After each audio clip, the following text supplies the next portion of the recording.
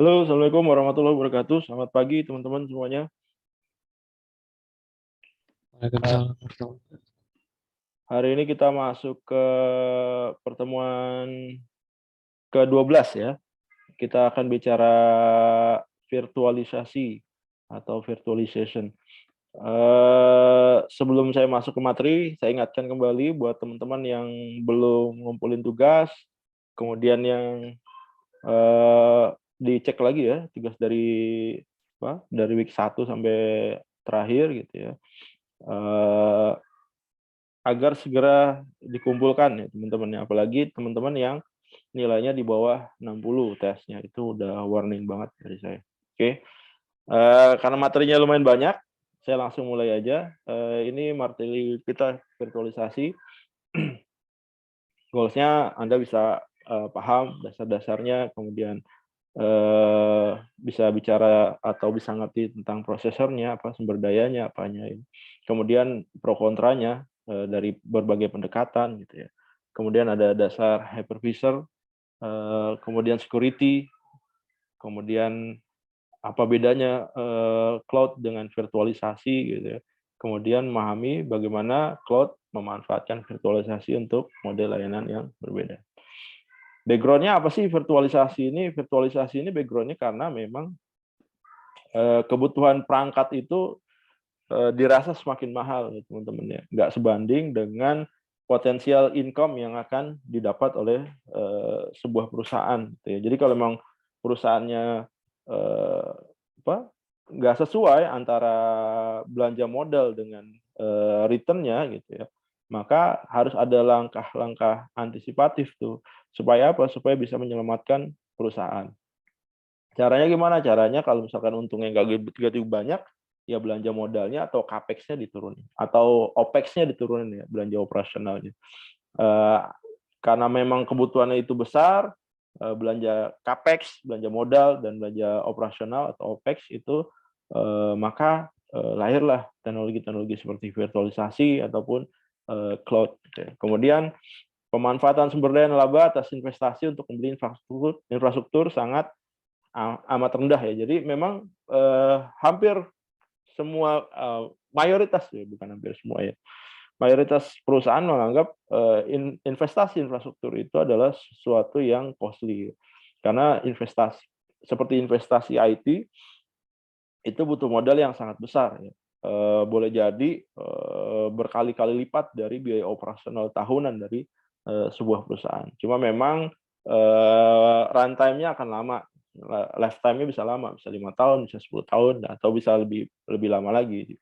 Cuma dengan perkembangan teknologi yang semakin cepat saat ini memaksa kita eh, nggak bisa nahan itu gitu. Kalau dulu kita beli laptop ya katakanlah, kita beli laptop dengan kapasitas seadanya gitu, maka laptop itu bisa dipakai sampai 10 tahun atau lebih dari 10 tahun masih bisa dipakai. Tapi kalau sekarang udah nggak bisa lagi ya. Kalau laptop Anda 10 tahun yang lalu dipakai hari ini, mungkin ada banyak yang nggak support. Kayak misalkan sekarang ya, Windows 7, Windows 7 udah nggak dapat support lagi dari Microsoft.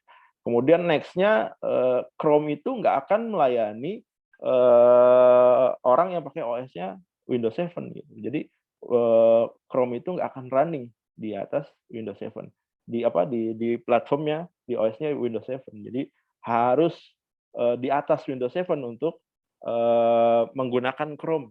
Jadi orang ini kalau dulu mindset-nya adalah software menyesuaikan infrastruktur gitu ya. Misalkan gue mau bikin software nih, kapasitas infrastruktur yang ada, atau orang-orang punya laptop kapasitasnya berapa besar sih, berapa giga gitu ya. Maka software itu akan menyesuaikan. Tapi kalau sekarang enggak. Kalau sekarang kebalikannya gitu ya. Jadi infrastruktur itu ngikutin software jadi ya. Jadi kalau sekarang softwarenya udah nggak bisa digunain ya otomatis laptop Anda jadi nggak berguna juga. Gitu ya. Laptop Anda udah nggak bisa digunain lagi. Gitu. Jadi memang memaksa kita untuk membeli. Kalau saya ngamatin trennya gitu dan ngamatin trennya, boleh jadi untuk electronic device itu kita dipaksa untuk membeli barang baru itu electronic device antara 3 sampai 5 tahun. Jadi setiap 3 sampai 5 tahun sekali kita harus ganti gitu. handphone kah, gitu ya, kemudian laptop kah, atau perangkat-perangkat elektronik yang lain. Coba aja, handphone Anda tuh udah berapa tahun tuh umurnya, gitu. Kira-kira dipakai saat ini masih enak atau enggak? Atau Anda beli handphone hari ini, kira-kira 3 tahun ke depan, dipakai masih enak apa enggak dipakainya? Ataukah udah mulai lemot gitu ya, kapasitas, memorinya udah sangat terbatas gitu ya. Begitu kita pakai setiap pagi kita harus, rajin bersihin gitu, karena kita punya banyak grup, kemudian di grup itu banyak posting foto gitu ya, nggak muat dengan aplikasi kita, begitu kita bangun tidur, space not available misalkan. Nah itu tanda-tanda apa? Tanda-tanda kita harus beli barang baru gitu ya. Kita dipaksa untuk membeli, device yang baru, entah itu laptop kah, entah itu handphone kah, atau mindset-nya adalah, server gitu, sama juga gitu. Eee, Perkembangan teknologi itu memaksa seorang, untuk menyesuaikan infrastruktur. Kalau memang domain bisnisnya atau return of investment-nya itu, nggak sebesar biaya investasi, maka yang terjadi bisa boncos perusahaan atau bisa tutup gitu. Capex dan Opex-nya besar, sementara, ROI-nya kecil gitu, nggak sebanding, nggak balance. Kalaupun balance pun nggak ada yang mau gitu, perusahaan nggak ada yang mau, running tapi nggak menghasilkan keuntungan, itu nggak ada yang mau. Bahkan, hampir, semua perusahaan misalkan dia untung hari ini 2 triliun, tahun depan dia untung 1,5 triliun, maka, tahun depannya itu dihitungnya adalah dia rugi 0,5 triliun, gitu ya. Bukan bukan dia untung 1,5 triliun, tapi dia rugi 0,5 triliun. Nah, itu mindset-nya seperti itu. Apalagi, misalkan, perusahaan itu nggak menghasilkan apa-apa, antara Capex dan Opex-nya dan, return of investment-nya ternyata seimbang, balance gitu, antara pemasukan dan pengeluaran. Maka itu nggak bisa, ber berkembang baik ya perusahaan itu kalau misalkan, return of investment-nya, lama gitu ya. Kemudian untuk meningkatkan pemanfaatan sumber daya dan ROI, perusahaan mulai menggunakan teknologi yang disebut virtualisasi. Jadi model-model virtualisasi ini muncul sebagai solusi, untuk menjawab permasalahan-permasalahan itu, untuk menjawab permasalahan kebutuhan memang infrastruktur yang membludak, infrastruktur yang memang, wah sekali ya. Kayak mungkin, cerita-cerita saya di awal gitu, ada perusahaan seluler, dia mau upgrade, layanannya dia dengan memberikan layanan telepon yang murah, telepon yang sangat terjangkau harganya, bahkan mungkin seharga biaya SMS teleponnya dia gitu. Dia udah siapin, dia udah invest infrastruktur sekian besar gitu ya, servernya dia beli, kemudian dia bangun data center sendiri gitu ya. Karena dengan asumsi dengan apa, teknologinya dia bisa membangun, dia bisa meng-grab, jutaan customer dia. Dia simulasi itu. Dengan server kapasitas sekian, maka dia bisa handle, sekian juta customer, dia buat semua. Begitu hari mau launch, yang terjadi apa? Pagi-pagi dia mau launch, hari itu dia mau launch, pagi-pagi dia baca berita, dia, nonton TV gitu ya. Ternyata di barat udah launch tuh, WhatsApp WhatsApp call. Maka yang terjadi apa? Ya udah buyar semuanya. WhatsApp call itu gratis. Sementara, layanan dari provider tersebut, dia mau bikin layanan, telepon yang murah, yang nggak ngejar gitu. Orang pasti milih yang gratis ketimbang yang murah, gitu. Kemudian virtualisasi teknologi yang memungkinkan infrastruktur visi tunggal berfungsi sebagai infrastruktur atau sumber daya logis. Ini juga nggak terbatas pada perangkat keras, tapi dapat, banyak bentuknya, bisa seperti memori, prosesor, ya, I/O ya, jaringan, OS, data, dan aplikasi. Ini background-nya ya. Ini before virtualisasi ya. Ada yang operating by Linux, ada operating by, Windows gitu ya. Tapi setelah virtualisasi ini jadi gabung teman-teman. Customer ya dia mau mau milih yang mana, OS Windows atau OS Linux, it's ready gitu ya. Dan perusahaan itu cuma cukup menyediakan, 2 OS tersebut dan itu bisa dipakai sama, banyak customer. Jadi virtualisasi prosesor, proses mengabstraksi, sumber daya fisik ke kumpulan sumber daya virtual yang dapat diberikan ke mesin virtual atau virtual machine. Sumber daya yang berbeda seperti memori, prosesor, penyimpanan, dan jaringan dapat divirtualisasikan menggunakan teknologi virtualisasi yang tepat. Ya, yang Anda bisa baca ini. Lapisan virtualisasi biasanya berupa hypervisor. Ya. Ini kayak gini nih. Ini prosesor virtualization ya. Dan ada aplikasi di atasnya, kemudian di bawahnya apa? Operating systemnya apa ya? Mau Linux kah, mau Windows kah? Nah, di sini ada virtual machine-nya. VP berapa nih? VP 1 sampai VP 7. Nah, di sini di bawahnya ada virtual process pool-nya. Nah, jadi di sini ada physical multicore-nya yang bisa di-share ya, teman-teman. Kemudian ini virtualisasi memori ya. Virtualisasi memori utama virtual ke VM dikenal sebagai virtualisasi memori atau core memory virtualization ya. Dalam virtualisasi memori utama fisik dipetakan ke memori utama virtual. Sama konsepnya seperti memori virtual di sebagian besar operating system. Kemudian ide utamanya virtualisasi adalah memori utama memetakan nomor halaman virtual ke halaman fisik. Virtualisasi memori utama juga dapat dicapai dengan menggunakan perangkat lunak hypervisor kayak gitu.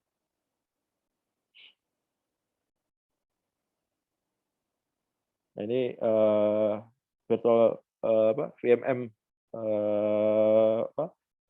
memory pool-nya, kemudian di sini MM-nya.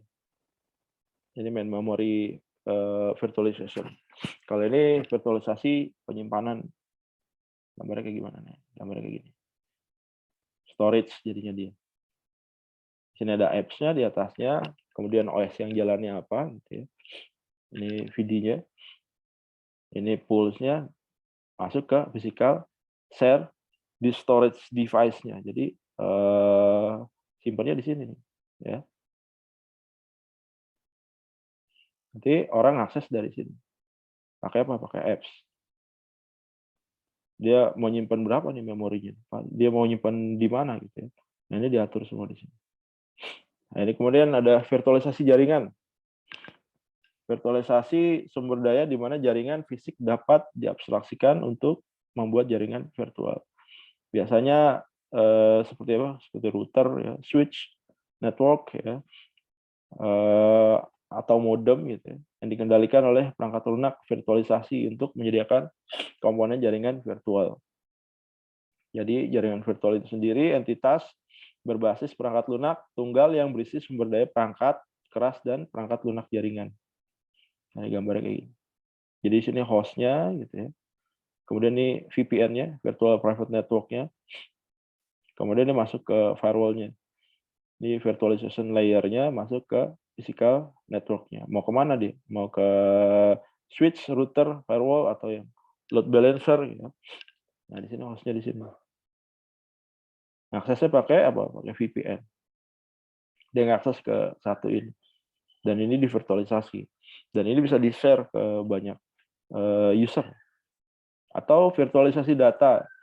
Kemampuan untuk mengambil data tanpa mengetahui jenisnya atau lokasi fisik penyimpanannya. Ini mengumpulkan data heterogen ya, yang majemuk ya, dari sumber daya yang berbeda ke satu volume data logis atau virtual. Ya. Kayak gini nih. Ini share datanya di sini ya.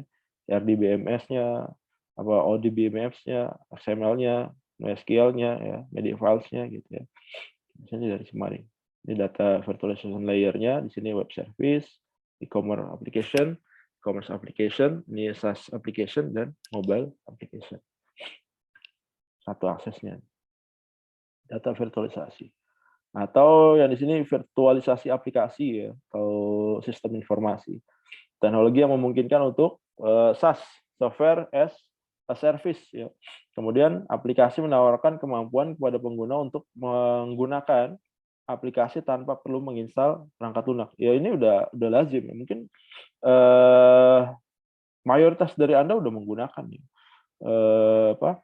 Virtualisasi aplikasi.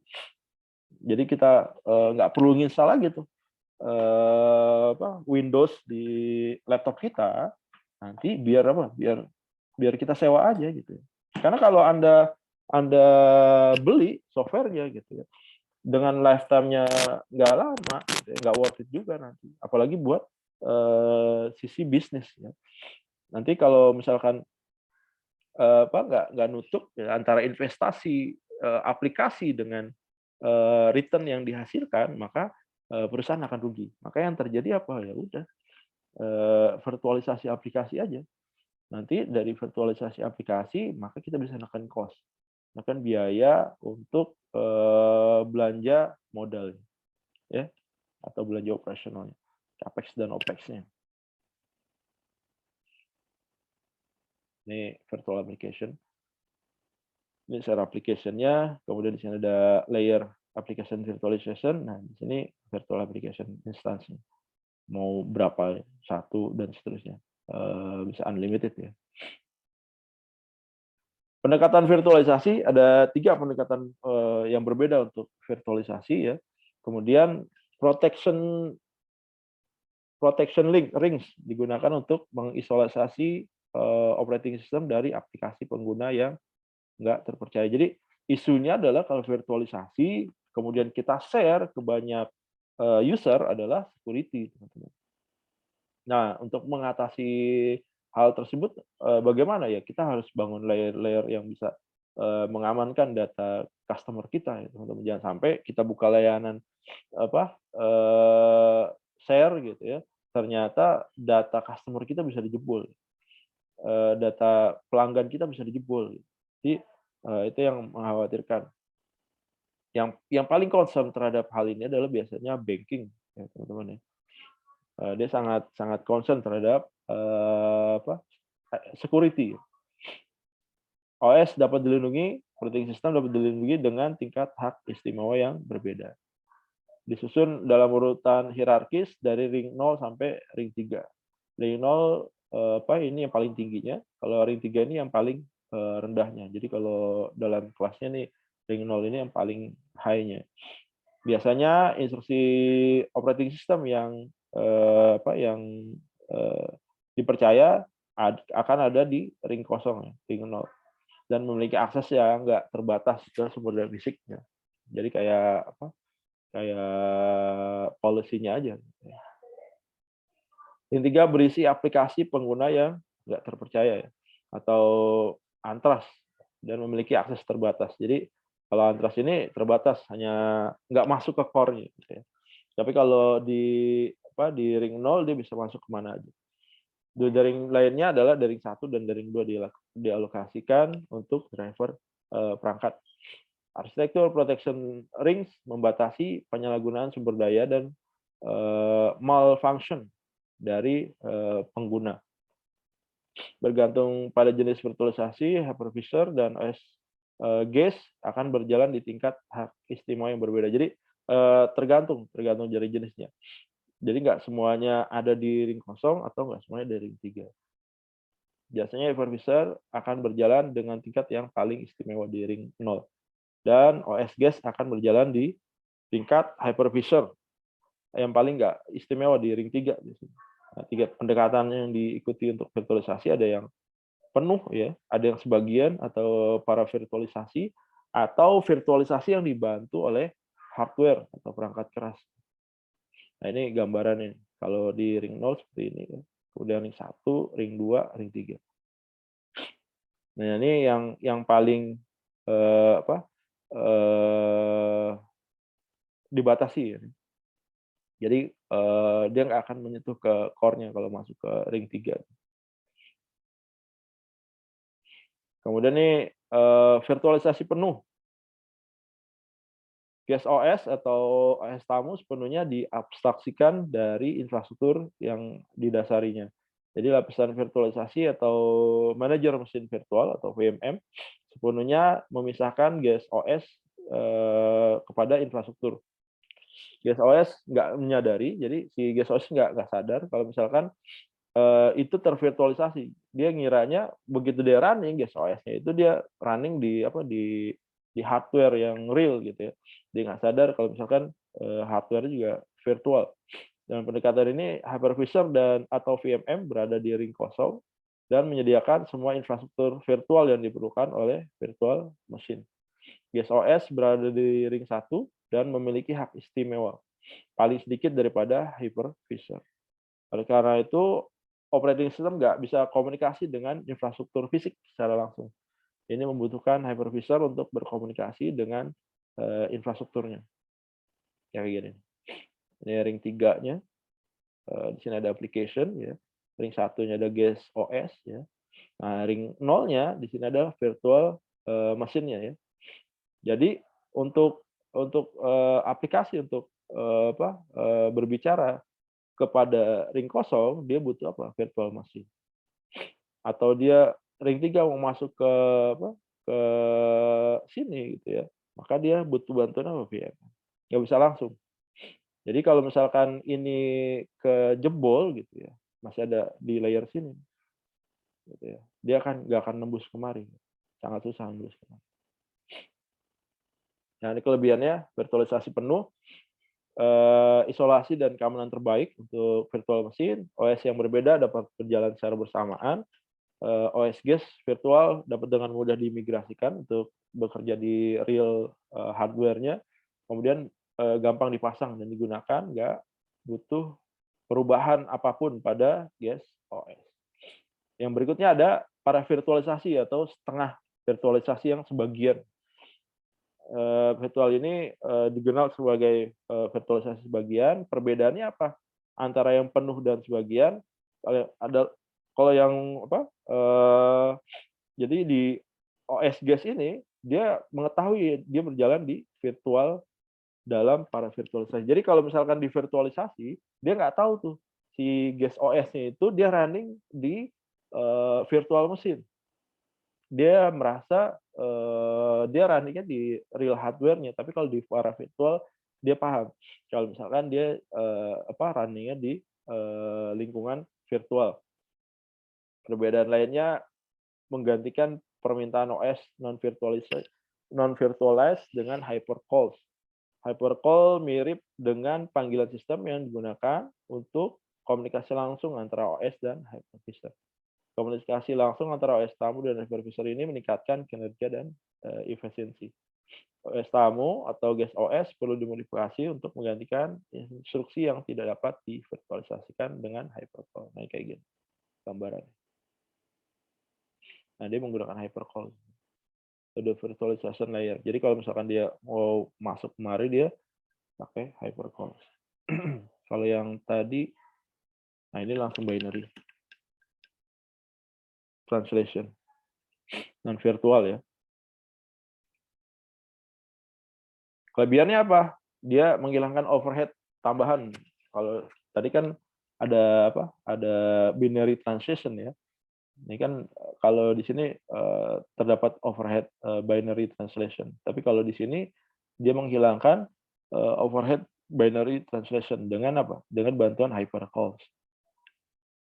Kemudian lebih mudah diimplementasikan daripada virtualisasi penuh ya, karena dia nggak butuh eksklusif hardware atau perangkat keras yang khusus.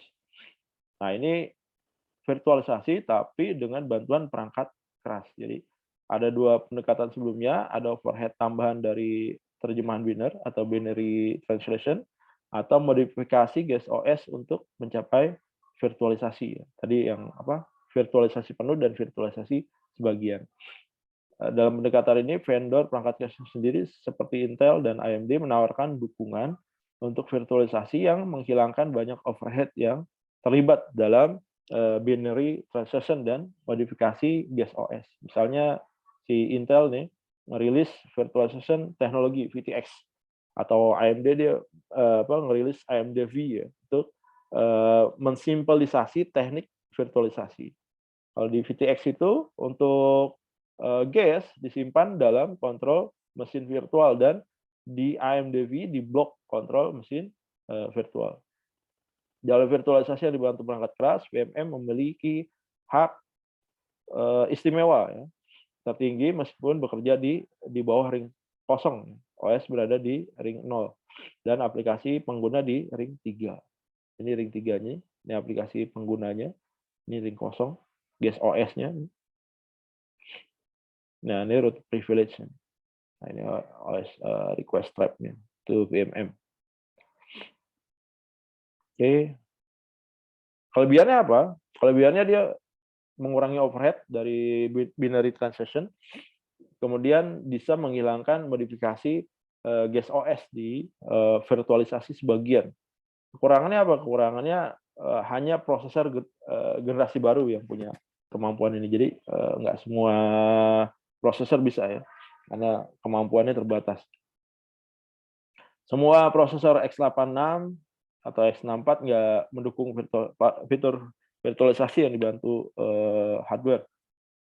Jumlah jebakan virtual machine yang lebih banyak menghasilkan overhead CPU yang tinggi, skalabilitas terbatas, dan efisiensi yang lebih rendah dalam konsolidasi server. Ini summary different approach dari virtualisasi. Jadi ini ada full virtualization, para virtualisasi, dan hardware assisted virtualization. Nanti dibandingin aja gitu ya. Kalau misalkan Anda kerja di perusahaan perusahaan cloud gitu ya, nanti kebutuhannya yang mana gitu ya, kebutuhan yang memungkinkan gitu ya. Nah, ini adalah hypervisor. Nah, hypervisor ini tadi kita bicara, hypervisor apa sih? Hypervisor ini perangkat lunak yang ada di antara VM dan infrastruktur fisik dan menyediakan infrastruktur virtual yang diperlukan untuk virtual machine ya. Virtual machine.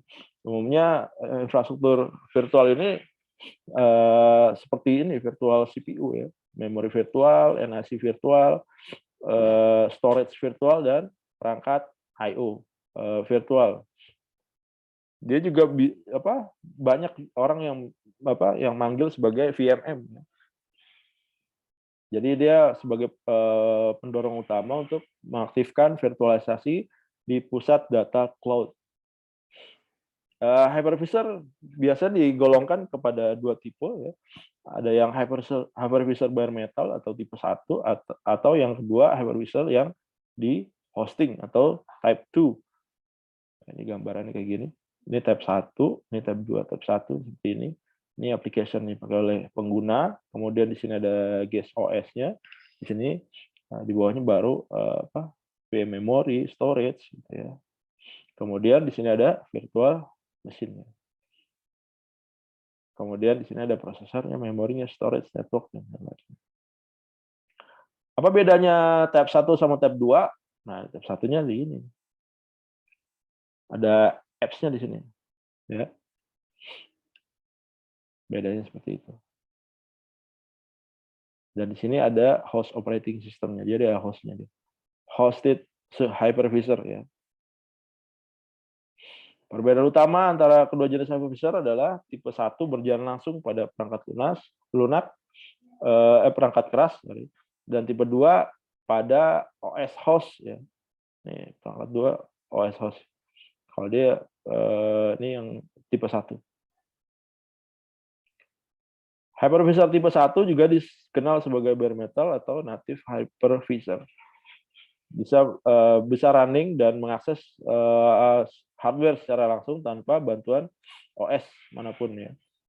Kemudian biaya tambahan untuk komunikasi dengan OS host berkurang dan menawarkan efisiensi yang lebih baik jika dibandingkan dengan hypervisor tipe 2. Jenis hypervisor ini digunakan untuk server yang menangani beban berat dan membutuhkan keamanan lebih.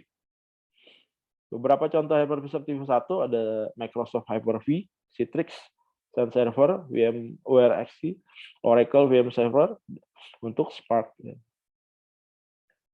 Yang kedua, hypervisor tipe 2.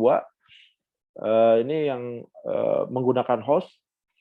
Dia biasanya membutuhkan host, kemudian nggak punya akses langsung kepada perangkat keras fisik atau hardware.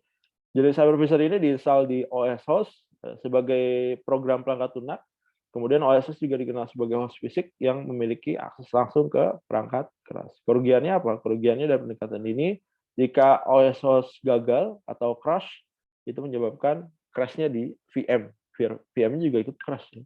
Disarankan untuk menggunakan hypervisor tipe 2 hanya pada sistem klien yang dimana efisiensinya kurang kritis. Jadi kalau untuk kritikal, baiknya nggak menggunakan ini, teman-teman. Misalkan di transaksi gitu ya, menggunakan ini begitu crash, wah fatal tuh. Hari itu yang transaksi ada jutaan, wah berarti fraud-nya semakin besar. Security issues, hypervisor menciptakan lingkungan virtual di pusat data. Cara yang lebih baik untuk menyerang resource-nya adalah dengan menyerang hypervisor. Jadi diajarin. Hypervisornya diserang aja, di attack gitu ya. Dalam lingkungan virtual, hypervisor adalah entitas otoritas yang lebih baik, lebih tinggi yang memiliki akses langsung ke perangkat keras. Sebagian besar attacker akan menargetkan hypervisor sebagai titik masuk untuk menyerang sistem. Hypervisornya oh di sini. Dia ngajar kemari biar apa? Biar bisa ngakses kemari. Kalau di sini kan di tier 3-nya ya, teman-teman ya. Kalau di sini kan nolnya, dia bisa mengakses ke manapun. Kalau dia udah attack kemari ke hypervisornya ya, udah masuk ke hypervisor, maka dia akan punya akses manapun. Oke. Kemudian hypervisor bare metal sangat sulit untuk melakukan serangan karena digunakan langsung pada perangkat keras. Kalau yang di hosting lebih rentan terhadap serangan hypervisor karena berjalan di atas OS. Nih kalau ini ada host operating system. Ini lebih rentan. Kalau ini dia sulit ya. Kecuali misalkan terhubung ya dengan jaringan publik, ada connectionnya. Tapi kalau lost connection ya Anda harus masuk ke dalam server tersebut. Caranya gimana? Caranya ya Anda colokin tuh UTP Anda gitu ya ke jaringannya. Atau Anda masuk ke dalam ruangannya terus diinjek. Nah, ada cerita menarik teman-teman. AWS buka region di Indonesia, di Jakarta gitu ya. Dia buka 3 location ya untuk data centernya dia. Yang menarik adalah dia invest sekitar 70 triliun kalau nggak salah. 7 triliun atau 70 triliun, saya lupa. Dibaca tadi pagi. Dia invest sekian triliun gitu ya untuk kebutuhan startup di Indonesia. Ya.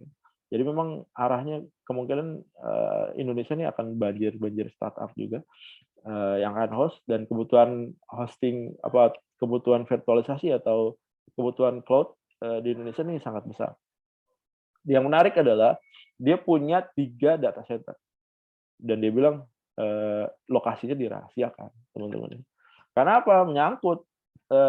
Menyangkut customer dia aja. Jadi kalau ada data center diumumkan, data center terbaik ada di Mampang gitu ya, itu bukan data center.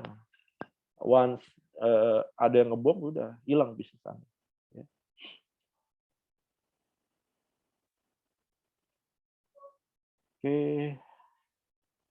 Oke, ini ada ya. Security-nya, probability attack-nya, kemungkinan attack-nya di host OS atau di guest OS. Serangan melalui host OS, serangan dari OS host dapat dilakukan dengan mengeksploitasi celah yang ada di host OS-nya. OS modern juga rentan terhadap serangan. Setelah OS diretas, penyerang memiliki kontrol penuh atas aplikasi yang berjalan di atas OS. Karena hypervisor tipe 2 juga merupakan aplikasi yang berjalan di atas OS, maka kemungkinan menyerang hypervisor melalui OS host yang diretas kayak gini. Ya, begitu di attack ya OS host-nya, maka dia masuk ke ini, bisa masuk ke hypervisor, maka dia masuk ke base OS-nya ya. Bisa masuk ke sini ya, share infrastrukturnya ya. Kalau Anda mau attacking ya. Biasanya hacker-hacker pentest gitu ya. Untuk jadi pentest Anda nggak perlu kuliah tuh. Ada kenalan saya lulus SMA lulus SMA dari Palembang, kemudian dia tinggal di Depok. Bukan kuliah, dia tinggal di Depok. Tiap hari main game aja kerjaan. Karena kebanyakan main game, kebanyakan nginep di warnet, akhirnya dia nggak ada kerjaan mungkin. Belajar hacking, akhirnya karena pengalaman dia gitu ya, belajar hacking, dia ngehack banyak situs gitu ya. Sampai sekarang dia ngehack banyak, bukan ngehack melakukan pentest melakukan pentest ke perusahaan-perusahaan besar ya, termasuk perusahaan BUMN, banking dan segala macam ya. Jadi begitu dia menemukan celah, maka diumumkan di bank ini ada celah dan potensialnya bisa masuk ke data customer. Atau di bank ini ada celah potensialnya saya bisa markup saldo gitu ya. Value-nya apa di dia? Value-nya nanti dari hasil temuannya dia, biasanya kalau perusahaan-perusahaan yang aware terhadap IT security, maka dia akan ngundang tuh orang yang berhasil melakukan hacking atau menemukan celah ya di sistem informasinya. Begitu diundang nanti dikasih tahu ini celahnya di sini gitu. Nanti dia dapat reward-nya macam-macam. Bisa dapat uang cash ratusan juta atau bisa miliaran, atau dia dapat kontrak kerja untuk melakukan pentest. Jadi kebanyakan dia dapat kontrak kerja. Setahun itu dia bisa penghasilan bisa 5 miliar, bisa 10 miliar ya. Karena sekali kontrak di satu company bisa miliaran. Dia bisa satu tahun itu dia bisa dapat kontrak 5 sampai 7 perusahaan atau mungkin bisa lebih lagi. Ya gitu. IT security. Yang lainnya adalah nyerang guest OS. Hypervisor juga dapat disusupi dan diserang dari script berbahaya dan dari OS tamu yang disusupi. Karena OS tamu berkomunikasi dengan hypervisor untuk mendapatkan sumber daya virtual, maka danger codes apapun dari OS atau VM tamu dapat membahayakan hypervisor. Biasanya serangan dari OS tamu akan mencoba menyalahgunakan sumber daya dasar ini kayak gini. Dia tag gitu ya, guest OS-nya, begitu dia berhasil masuk ke guest OS-nya, maka dia akan kemana-mana, bisa masuk ke hypervisor, ya, bisa masuk ke sini, physical site infrastructure-nya. Ya. Yang aman ya memang yang mandiri ya teman-teman ya. Cuma ya yang mandiri butuh cost juga ya. Oke, itu teman-teman yang bisa saya sampaikan. Ada yang mau ditanyakan teman-teman? Silakan yang mau bertanya.